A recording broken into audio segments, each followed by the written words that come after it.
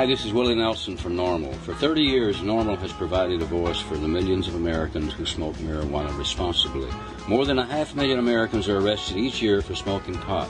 These are ordinary citizens like you and me whose lives and careers are being needlessly destroyed. To learn how you can help, contact Norml at www.norml.org or call toll-free at 888-67-NORML. Today here on the Audio Stash, we're going to get the chance to speak with one of the candidates for U.S. President, Republican Ron Paul of Texas. Congressman Paul interviewed with us here in January, and he's currently a co-sponsor of the Industrial Hemp Farming Act. Congressman Paul has been particularly outspoken in his support for an end to the drug war. He supports medical marijuana, and he also supports an adult's right to choose their recreation, including smoking marijuana. You can hear Congressman Paul's January interview on the Audio Stash in our archive in the guest interviews section. We caught up with Congressman Paul during a busy week in Washington on Tuesday. Good afternoon, Congressman Paul. Welcome back to Norml's Daily Audio Stash today. Good to be with you. And thank you again for taking time to speak with us today, Congressman. First, let's talk about a piece of federal legislation you're co-sponsoring, the Industrial Hemp Farming Act. This bill has bipartisan support in Congress. Why do you think hemp is a good solution for us right now? Well, I approach this basically wanting to allow people to do what they want with their lives and with the economy. So it's a freedom issue with me, and it's senseless to prohibit the cultivation and the use of hemp. It just doesn't make any sense whatsoever. It seems to me to be a hysterical reaction and an overreaction to the war on drugs. So I'm all for providing an economic alternative to some of the things that we need. Who knows? Some people even say that hemp can make ethanol better than corn, and here we are prohibiting it from being used. So I'm for the market determining these things and not the government. I just assume the government just stay out of it completely. So the biofuels issue, that's something that's made hemp farming more poignant today. Right, and it sort of helps us, and yet, I think the narrow arguments are very, very important, and it sort of alerts people to the subject. But the larger issue is how do problems and solutions get solved? Is it with government regulation and prohibitions and subsidies? And too often in Washington, things like in energy, they're either totally subsidized and controlled by government and the special interest, or they're totally prohibited. And my view of what the government should be doing is providing a free environment for the markets to work and individuals to make their own free choices. So I think that's what we forget, and that's what I like to emphasize. But when the narrow argument of, maybe hemp is useful, maybe we could have jobs, and maybe we could, keep some jobs from going overseas, I think these are all important arguments, but to me they're secondary to freedom of choice. And Congressman Paul, you're running for president, so let me ask, if you're in the White House, what changes could be in store at the DEA and the ONDCP? Would there be pressure from you in the Oval Office on the DEA to stop raids in California on medical marijuana dispensaries?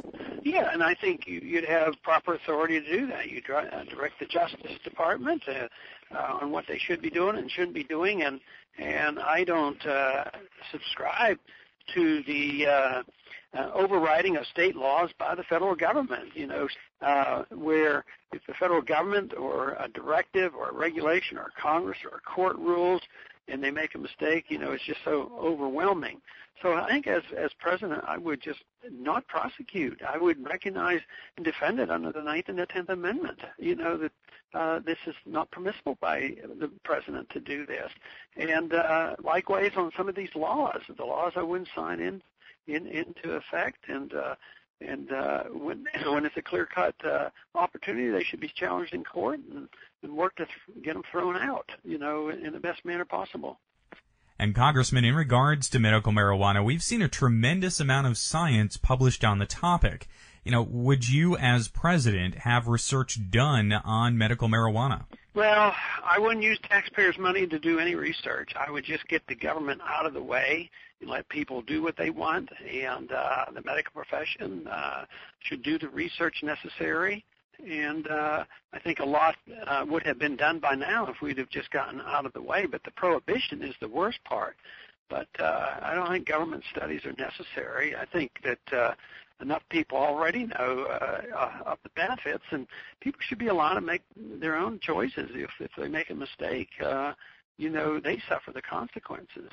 But it would be a tremendous incentive if they didn't think the government was there to tell them what is bad and what is good. If it's the government to do the research and say, oh, this is good, it's the same principle as the government making a decision and saying it's bad.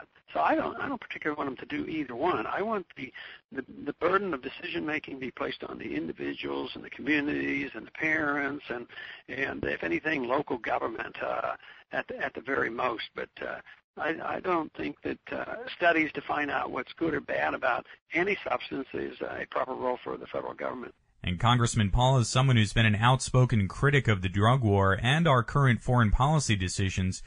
How much does domestic prohibition play into our foreign policy, do you think, when it comes to military resources and the like?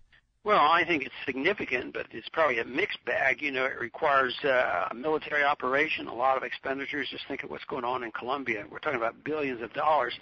But quite frankly, I think that is probably a cop-out. I don't think that's the real issue, though that's what they claim.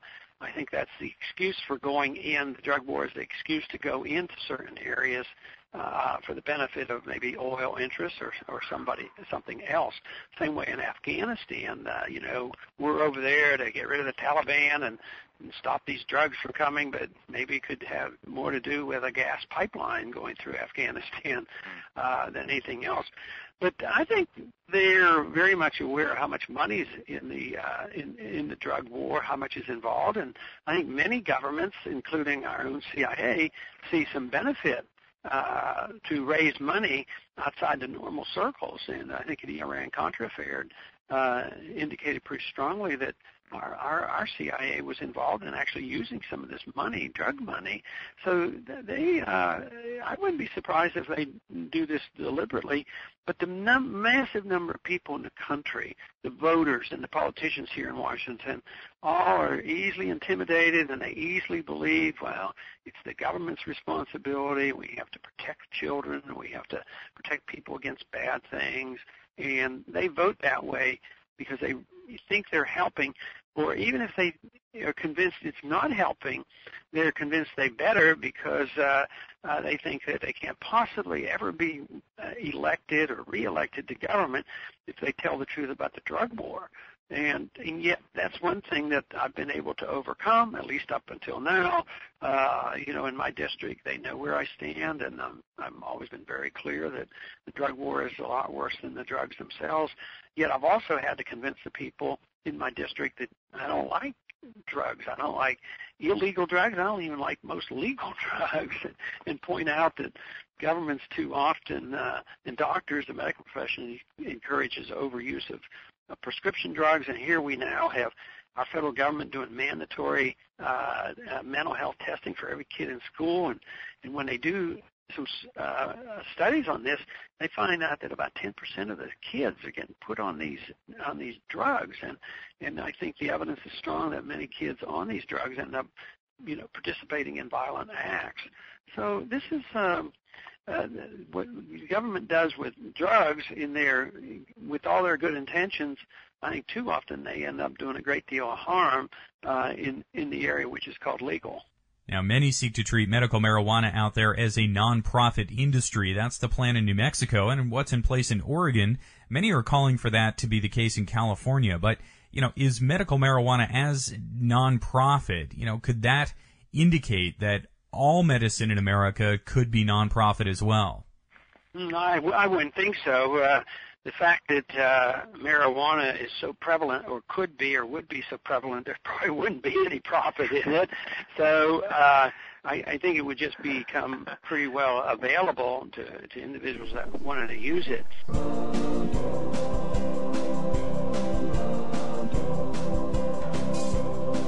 At the Republican debates, you could see him arrive.